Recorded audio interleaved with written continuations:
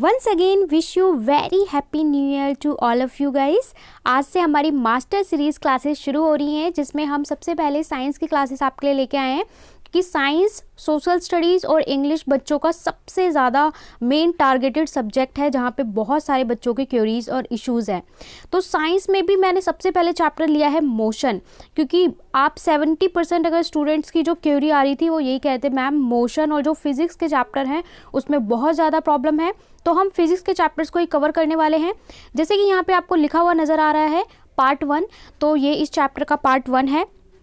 इसे हम 3 या 4 पार्ट्स में चैप्टर को कवर करेंगे, बिकॉज जो आपका मोशन है ये डिवाइड है 3 पार्ट्स में। ठीक है, अगर मैं एक ही पार्ट में आपको पूरा चैप्टर कंप्लीट करा दूँ तो बहुत सारी चीज़ें हैं जिसको हम डिटेल में एक्सप्लेन नहीं कर पाएंगे और आपको समझ नहीं आएगा। थोड़ी देर के लिए आप ये भूल जाओ कि आपको रटना है, कुछ करना है, आपको बस समझना है, गेन करना है, वीडियो को एंजॉय करना है। हम चैप्टर को बांटेंगे 3 पार्ट्स में। ठीक है, एक पार्ट में मैं बांटती हूँ कुछ ऐसी टर्म्स जो इस चैप्टर से रिलेटेड हैं। ठीक है, जैसे कि आपकी कुछ फिजिक्स की टर्म्स हो गई, डिस्टेंस, डिस्प्लेसमेंट, वेलोसिटी, स्पीड। इसको गाइज हम रखते हैं फर्स्ट में। अगर आपको ये सारी टर्म्स समझ में नहीं आई तो आगे पूरा चैप्टर समझ में नहीं आने वाला, तो इसलिए हम सारी टर्म्स को रखते हैं एक पार्ट में। Number 2, area. आप एरिया कैसे कैलकुलेट करेंगे? Like distance, displacement with the help of graph. Graph से आप एरिया कैसे कैलकुलेट करेंगे, ग्राफ से आप डिस्टेंस कैसे कैलकुलेट करेंगे, ग्राफ से आप वेलोसिटी, डिस्प्लेसमेंट, इसको हम रखते हैं पार्ट 2 में। एंड पार्ट 3 में हम क्या करेंगे?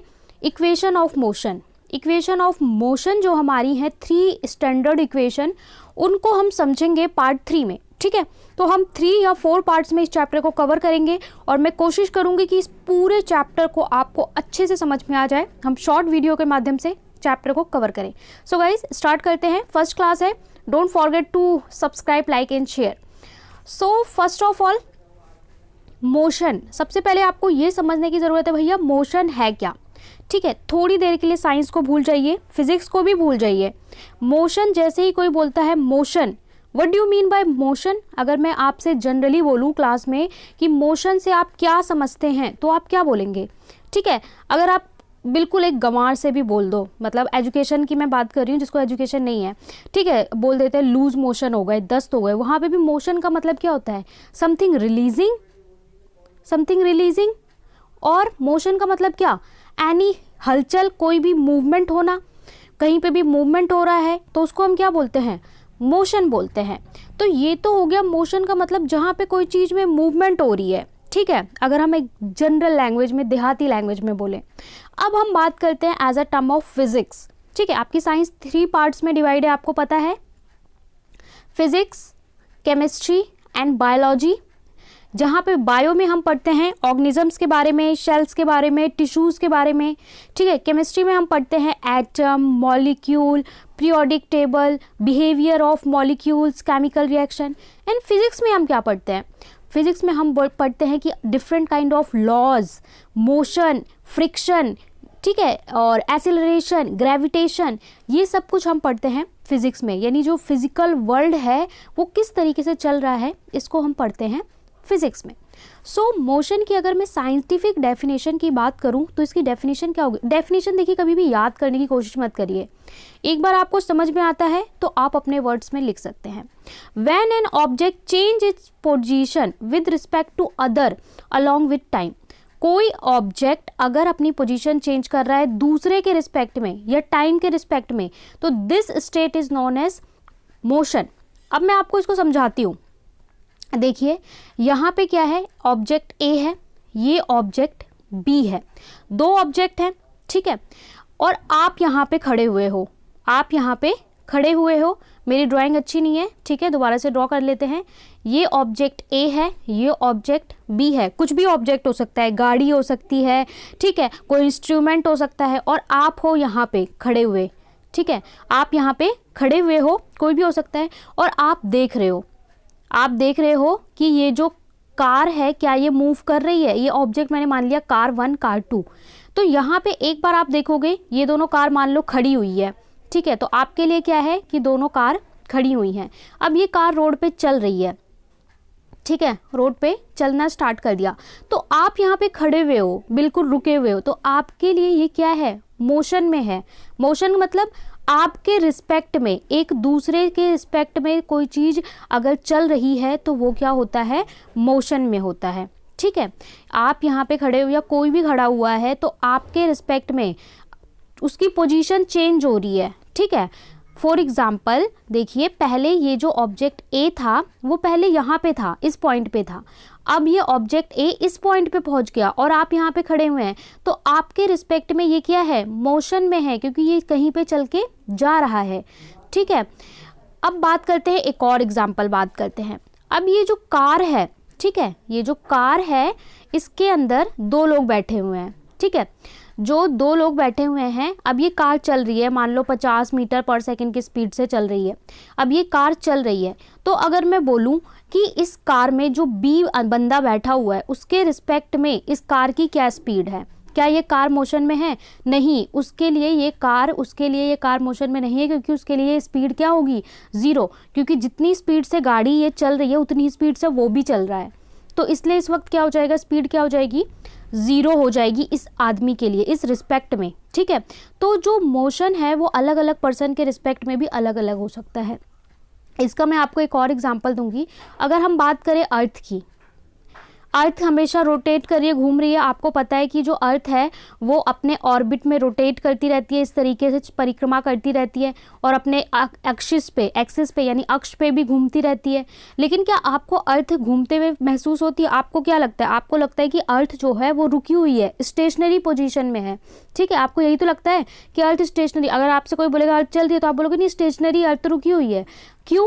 क्योंकि आप भी अर्थ के साथ चल रहे हो। अर्थ में जितने भी लोग हैं हम सब अर्थ की स्पीड से मूव कर रहे हैं, इसलिए हमारी रिस्पेक्ट में अर्थ क्या है, स्टेशनरी है, रुका हुआ है।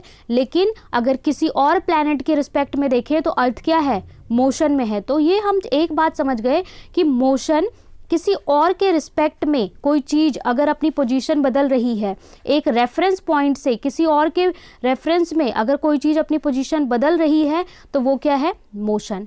दूसरी बात करते हैं, टाइम।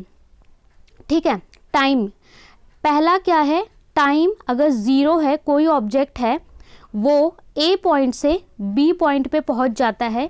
जब टाइम 0 था, ठीक है, तो वो यहाँ पे था, और जब टाइम 5 हो गया, 5 सेकेंड हो गया, तो वो ऑब्जेक्ट यहाँ पहुँच गया। मतलब समय के साथ, समय चल रहा है तो उसकी पोजीशन चेंज हो रही है, तो भी ऑब्जेक्ट क्या है, मोशन में है। तो यहाँ से हमने दो चीज़ें समझी कि अगर समय के साथ किसी चीज़ की पोजीशन चेंज हो रही है तो वो मोशन में है, दूसरा किसी और के बंदे के रिस्पेक्ट में चेंज हो रही है तो वो मोशन में है। आई होप आप मोशन की डेफिनेशन समझ गए हो। अब आप इस चीज़ को लिख सकते हो, when an object change its position with respect to other object along with time, time के साथ, ठीक है, और दूसरे के रिस्पेक्ट में, तो इसको हम क्या बोलते हैं, मोशन बोलते हैं। आगे चलते हैं, अब बात करते हैं in physics there are 2 state of an object, stationary यानी at rest and in motion. अगर हम फिजिक्स की बात करें, क्योंकि हम यहाँ पे बेटा क्या पढ़ रहे हैं, फिजिक्स पढ़ रहे हैं, मोशन पढ़ रहे हैं। ठीक है, बिल्कुल दिमाग पे लोड नहीं लेना है, बिल्कुल फ्री माइंड से आपको चीज़ों को समझना है, बहुत बिल्कुल ईजी हो जाएगा, बिल्कुल हलवा हो जाएगा। ठीक है, अब हम बात कर रहे हैं कि अगर हम फिजिक्स में बात करें तो फिजिक्स में भैया 2 ही स्टेट होती हैं। ठीक है, 2 ही स्टेट होती हैं, या तो कोई चीज़ मोशन में होता है, ठीक है, और या तो कोई चीज़ स्टेशनरी होता है। अब यहाँ पे स्टेशनरी आप वो मत समझ लेना, पेंसिल रबड़ वाला स्टेशनरी मत समझ लेना। स्टेशनरी का मतलब होता है एट रेस्ट। एट रेस्ट का मतलब क्या है, सो रहा है नहीं। एट रेस्ट का मतलब कि उसके अंदर कोई मूवमेंट नहीं हो रही है, किसके रिस्पेक्ट में, टाइम के रिस्पेक्ट में, या किसी और के रेफरेंस के रिस्पेक्ट में उसमें कोई मूवमेंट नहीं हो रही है, तो उस ऑब्जेक्ट को हम क्या बोलते हैं, वो स्टेशनरी है। ठीक है, स्टेशनरी मतलब कोई भी चीज़ रुकी हुई है। जैसे कि पिलर देख लो आप, खंबा जो गली में लगा हुआ है बिजली का, उसको देख लो। आप जब 5 साल के थे तब भी वो यहीं पे खड़ा हुआ था, आप 10 साल के हो गए तो भी वहीं पे खड़ा हुआ है। क्या खंबा बड़ा हो गया, लंबा हो गया, या कहीं चल के चला गया? नहीं, वहीं पे खड़ा हुआ है। तो वो क्या हो गया, समय के रिस्पेक्ट में वो क्या है, स्टेशनरी है। ठीक है, इलेक्ट्रिसिटी या फिर कोई ट्रांसफार्मर लगा हो, आप छोटे थे तब भी लगाए, 2-4 साल से या 1 साल से लगा हुआ है, ठीक है, तो आप देखो वो क्या उसमें कोई टाइम के साथ चेंजेस हुआ? नहीं, अपनी ही पोजीशन पे खड़ा हुआ है, 1 इंच भी नहीं हिला, तो उसको हम क्या बोलेंगे, स्टेशनरी। दूसरा होता है मोशन, समय के साथ जिसमें चेंजेस हो रहे हैं तो उसको हम क्या बोलते हैं कि वो ऑब्जेक्ट क्या है, मोशन में है। तो अब इसी की डेफिनेशन लिख लीजिए, when an object does not change its position with respect to other stationary object, जब कोई भी ऑब्जेक्ट अपनी पोजीशन दूसरे के रेफरेंस में चेंज नहीं करता है तो उसे हम क्या बोलते हैं, स्टेशनरी बोलते हैं। ठीक है, when an object not change its position with respect to other stationary object the object is said to be rest, हम बोलते हैं कि ये ऑब्जेक्ट रेस्ट पे है। एग्जाम्पल क्या है, ट्री, जो पेड़ पौधे हैं वो अपनी जगह पे ही खड़े रहते हैं। पिलर्स, वही जो हमने बात करी। बिल्डिंग्स, आपका घर सबसे अच्छा एग्जाम्पल है। आपका घर जहाँ पे भी बना हुआ है, आप 10 साल से रह रहे हो, 5 साल से रह रहे हो, वहीं पे तो रखा हुआ है घर, कहीं गया नहीं, तो ये क्या है, रेस्ट पे है। दूसरी चीज, when an object change its position with respect to other stationary object, जो चीजें दूसरे स्टेशनरी ऑब्जेक्ट की रिस्पेक्ट में बदल ले रही हैं अपनी पोजीशन, वो क्या है, मोशन में है। जैसे कि वॉकिंग, मूविंग कार एक्सेट्रा। अब देखो जो पिलर खड़ा हुआ है वो बेचारा रोज वहीं खड़ा रहता है, आप उसके सामने से स्कूल चले जाते हो तो इसके रेफरेंस में आप क्या हो, मोशन में हो। आप इसके सामने से चल चल के रोज जाते हो, चल चल के वापस आते हो, और ये बेचारा खड़ा होकर देखता रहता है खंबा। ठीक है, तो आप क्या हो, मोशन में हो। तो हम समझ गए, फिजिक्स की जब भी बात होगी तो कोई भी चीज में 2 ही स्टेट होगी, या तो वो मोशन में होगा या वो रेस्ट पे होगा। Next, generally motion is of 3 type. अब हम बात करते हैं कि जो हमारा मोशन होता है ना भैया, वो 3 तरीके का हो सकता है। स्टेट समझ गए कि स्टेट उसकी 2 होगी। अब हम बात कर रहे हैं कि इसके टाइप्स क्या हैं। भाई मोशन भी तो अलग अलग तरीके से हो सकता है। हमने ये बोल दिया कि मूवमेंट होगी, मूवमेंट अलग अलग तरीके से होगी। फिजिक्स में कितनी तरीके से हो सकती है, 3 टाइप से। नंबर 1 लीनियर मोशन, या जिसको हम रेक्टिलिनियर भी कहते हैं। दूसरा ऑसिलेटरी मोशन, और थर्ड इज सर्कुलर मोशन या सर्कुलेटरी मोशन भी कहते हैं। समझ लेते हैं इसको क्या होता है। लीनियर मोशन की मतलब कोई भी चीज सीधे चल रही है, स्ट्रेट पाथ में चल रही है, बिल्कुल सीधे, तो इसको हम क्या बोल देंगे, लीनियर मोशन बोल देंगे। ठीक है, ग्राफ ड्रॉ करोगे तो इस तरीके से सीधी लाइन आएगी, इसको हम क्या बोल देंगे, लीनियर मोशन। कि देख लो भैया ये रोड है, रोड पे एक गाड़ी है, वो सीधे चल रही है। या आप साइकिल को ले जा रहे हो शाम को, आराम से खाली रोड है, सीधे ड्राइव करके ले जा रहे हो अपनी साइकिल को चलाते हुए, तो ये आपका क्या है, लीनियर या रेक्टिलिनियर मोशन है। वही चीज़ लिखेंगे, motion when an object moves along a straight line, जब भी कोई ऑब्जेक्ट स्ट्रेट लाइन में मूव करेगा। कोई डेफिनेशन बोले, when an object moves straight line, this is called linear motion. Second oscillatory motion. What is oscillatory motion? Oscillation पढ़ा है आपने, पेंडुलम बचपन में पढ़ा होगा कि इस तरीके से पत्थर बांध दिया बॉब में, अब इसको हिलाओ, ठीक है, या फिर ऐसे घंटे को हिलाओ तो क्या होता है, ऐसे फिर ऐसे फिर ऐसे फिर ऐसे, इसको हम क्या बोलते हैं, ऑसिलेटरी मोशन। ठीक है, या फिर कभी आपने देखी हो जो वेल लगी होती है, ठीक है, घंटी लगी होती है, इसको आप बजाते हैं तो कैसे होता है, एक बार टन फिर टन फिर टन फिर टन। ठीक है, इसको हम क्या बोलते हैं, ऑसिलेटरी मोशन बोलते हैं। When an objects to and fro its mean position, कोई अपनी ऑब्जेक्ट अपनी मीन पोजीशन से, ये इसकी क्या है, मीन पोजीशन है, यहाँ से एक बार टू जाए, एक बार फ्रो, फिर टू फिर फ्रो, तो इसको हम क्या बोलते हैं, oscillatory motion. Very simple. Circular motion क्या होता है, सर्कुलर, इसका तो मैंने एग्जांपल दे दिया, वेल, इसका आप कार साइकिल चला के कुछ भी लेके जा रहे हैं, लीनियर मोशन है। सर्कुलर मोशन की बात करें, when an object moves in a circular path, जब हमारा ऑब्जेक्ट सर्कुलर पाथ में रोटेट करेगा। सर्कुलर पाथ मतलब कोई भी चीज़ देखिए इस तरीके से रोटेट कर रही है, इस पाथ में रोटेट कर रही है, तो उसे हम बोलते हैं सर्कुलर मोशन। आप बोलेंगे मैम एग्जाम्पल क्या है सर्कुलर मोशन का, तो मैं यहाँ पे आपको 2 एग्जाम्पल दे सकती हूँ। एक तो हमारा है सोलर सिस्टम, ठीक है, सोलर सिस्टम में आप देखेंगे बीच में होता है सन, और इसके चारों ओर बहुत सारे, हम ऐसा मानते हैं ये बहुत सारे इक्लिप्स हैं या फिर बहुत सारे ऑर्बिट्स हैं जिसके अंदर अलग अलग प्लैनेट्स, स्टार्स रिवॉल्व करते रहते हैं, तो ये क्या होता है, सर्कुलेटरी मोशन होता है। ठीक है, दूसरा क्या है, अगर आपने वो मूवी देखी होगी, कई मूवीज़ में दिखाते हैं, वो खेल दिखाते हैं ना, यहाँ पे बाइक चलाते हैं, तो ये भी क्या होता है, सर्कुलर मोशन होता है, जहाँ पे एक फोर्स भी बनता है सेंट्रीपिटल, जिसकी हम कभी और बात करेंगे। तो ये मोशन क्या होता है, सर्कुलर मोशन। ठीक है, clear. Linear motion, oscillatory motion, circular motion, तीनों क्लियर हो जाने चाहिए। अब बात करते हैं फिजिकल क्वांटिटी। व्हाट इज भाई फिजिकल क्वांटिटी क्या है? अब देखिए फिजिकल क्या होता है, फिजिकल मतलब जो चीज़ आपको दिख रही है, ठीक है, जो चीज़ दिख रही है, जो चीज़ समझ में आ रही है, जो चीज़ आप मेज़र कर सकते हैं, जिसको नाप सकते हैं, माप सकते हैं, तोल सकते हैं, वो है फिजिकल क्वांटिटी। फिजिकल क्या है? जिसको आप टच कर सकते हैं, जिसको आप नाप सकते हैं, जिसको आप मेज़र कर सकते हैं, वो हो गई आपकी फिजिकल क्वांटिटी। इसकी डिफाइन क्या होगी? अगर कोई बोले कि डिफाइन क्या होगी? A property of a material of system that can be quantified. ठीक है, क्वांटिफाइड बाय मेजरमेंट, जिसको मेजरमेंट से क्वांटिफाइड कर सकते हैं। भैया इसकी इतनी क्वांटिटी है, 5 kg आलू है, ठीक है, 10 लीटर दूध है, ठीक है, किसी चीज़ को आप क्वांटिफाइड, उसकी क्वांटिटी बता सको कि इतनी क्वांटिटी है, इसको मैं मेज़र कर सकता हूँ, तो वो क्या है? Physical quantity. तो कोई भी चीज़ जिसको आप मेज़र कर सकते हो, क्वांटिफाई कर सकते हो, वो क्या है? Physical quantity. इन टर्म्स को समझना क्यों ज़रूरी है? क्योंकि पूरी फिजिक्स में 9 to 12 पूरी फिजिक्स में अगर आपने इन छोटी छोटी टर्म्स को नहीं सीखा, नहीं समझा, तो बहुत दिक्कत होने वाली है। और जो बच्चे बोलेंगे 11th 12th में साइंस ही नहीं लेनी, तो भैया 10th में तो साइंस पढ़ोगे और बार बार ये फिजिकल क्वांटिटी आएगी, बार बार पूछेंगे स्केलर क्या है, वेक्टर क्या है, स्केलर क्या है, वेक्टर क्या है, फिर आप बोलोगे कि हमें तो बेसिक्स में पढ़ा ही नहीं था। तो इन टर्म्स को समझना बहुत ज़रूरी है। There are 7 basic physical quantity: length, mass, time, electric current, temperature, amount of substance, luminous intensity।